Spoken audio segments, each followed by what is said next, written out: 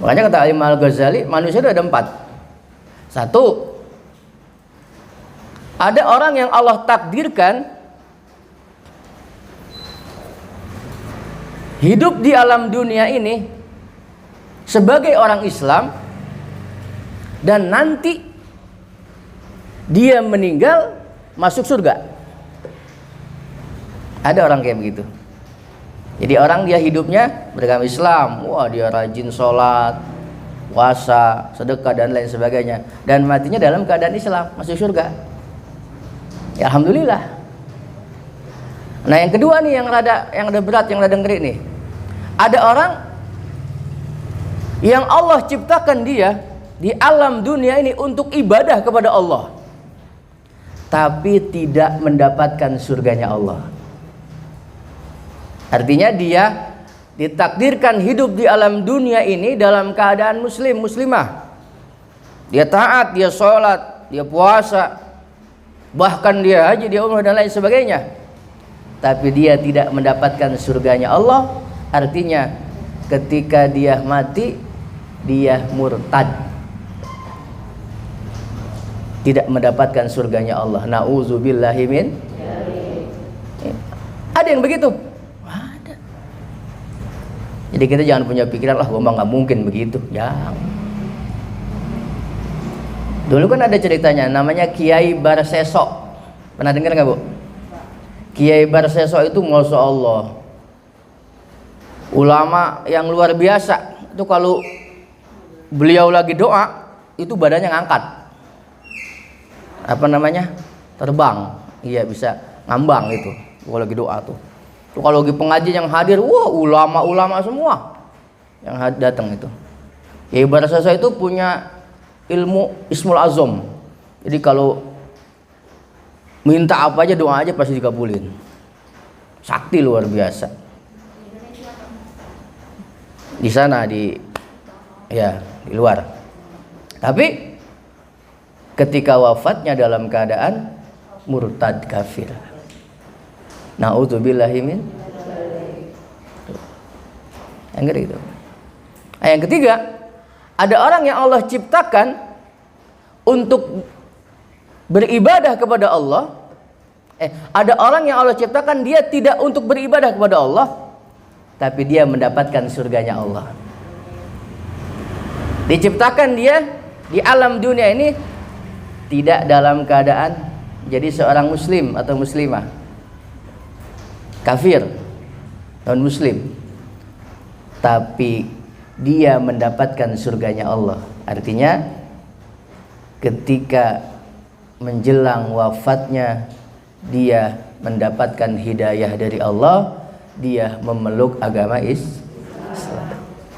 Ya untung nih yang begini nih, hidupnya tidak pernah ibadah kepada Allah, tapi matinya dapat surga. Untung begini. Ada banyak. Zaman Nabi dulu ada pemuda Yahudi. Pemuda Yahudi kerja di rumah Nabi, ngebantuin Nabi di rumah. Ya kalau kayak sekarang apa ya, office boy gitu ya, kayak model-model begitulah, bantu-bantu Nabi di rumah. Nah, suatu hari si pemuda Yahudi ini sakit. Sakitnya sakit lumayan parah, keras. Ngejenguk Nabi. Nabi melihat mungkin memang sakitnya udah lumayan parah. Akhirnya Nabi ngomong kepada anak muda ini, "Ya gulam, qul la ilaha illallah Muhammadur Rasulullah." Nah, ikuti saya nak, baca la ilaha illallah Muhammadur Rasulullah. Ini pemuda Yahudi, Bu. Dia telingak-telinguk, dilihat bapaknya, tengok ke bapaknya. Dia berbilang dulu lagi bapaknya Yahudi. Kata bapaknya, "Ati Abul Qasim nak, ikuti, taati perintah Abul Qasim." Panggilan Nabi Muhammad SAW. Ikuti Nabi Muhammad SAW. Akhirnya tuh anak muda baca la ilaha illallah Muhammadur Rasulullah. wafatnya dalam keadaan beriman kepada Allah dan kepada Rasulullah. Setelah Nabi mendengar anak muda ini baca la ilaha illallah, Nabi mengucapkan alhamdulillah, segala puji bagimu ya Allah yang telah menyelamatkan anak muda ini daripada siksa api neraka. Ada juga cerita preman taubat, preman insaf ya. Ada sinetronnya ya? Bukan, itu bukan. Jadi preman dulu pernah membunuh 99 orang.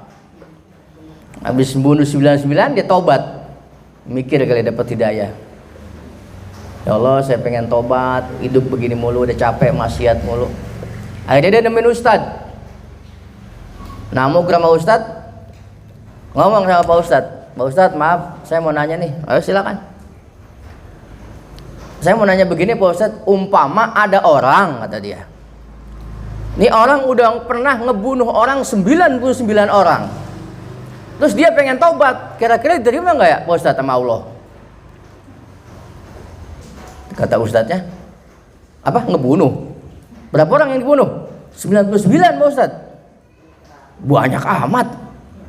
Satu orang saja yang dibunuh, kata Pak Ustad itu dosanya melebihi dunia beserta isinya.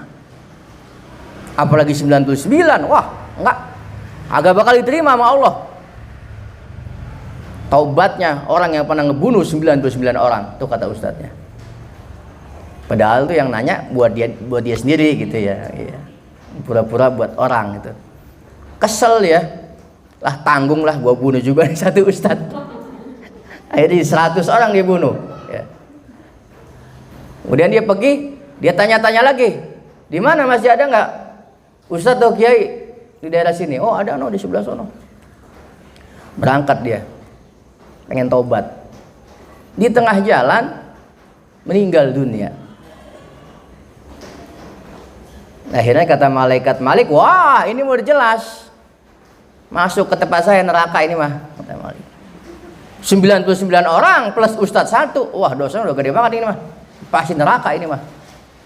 Kata malaikat dia, wis tar dulu, emang dia pernah ngebunuh 99 plus ustadz satu jadi 100, tapi kan ini orang mau tobat, dia telah menyadari kesalahannya, dia pengen kembali kepada jalan Allah, cuman sayang keburu mati. Ribut ini malaikat nih. Kata Malik, neraka. Kata Ridwan, surga. Ini malaikat pernah ribut bu ya. Bukan ibu doang. Akhirnya kata Allah, ya sudah begini saja, Allah itu lebih tahu daripada para malaikat. Kata Allah begini saja, sekarang diukur saja, kalau jarak tempat dia mati ke rumah ustadz lebih dekat, bawa dia ke surga. Tapi kalau jarak tempat dia mati ke rumah ustadz yang dibunuh lebih dekat, bawa dia ke neraka. Akhirnya malaikat ngambil meteran. Ukur. Diukur, setelah diukur ternyata lebih dekat jarak ke rumah ustadz, ke rumah kiai yang mau dia tuju. Bedanya cuma sejengkal. Bedanya cuman sejengkal, deketan ke rumah kiai yang ustadz yang mau dia tuju. Akhirnya kata Allah, bawa anak muda ini ke surga. Alhamdulillah. Jadi ada orang yang ditakdirkan Allah tidak untuk ibadah, tapi dia mendapatkan surganya Allah. Tuh. Nah yang keempat, dia diciptakan Allah tidak untuk ibadah kepada Allah, dan dia tidak mendapatkan surganya Allah. Dia hidup di alam dunia sebagai orang yang tidak beriman, orang non muslim, dan matinya tidak mendapatkan surga, artinya masuk neraka. Ya pas sudah ini mah ya, pas. Masih sekali lagi,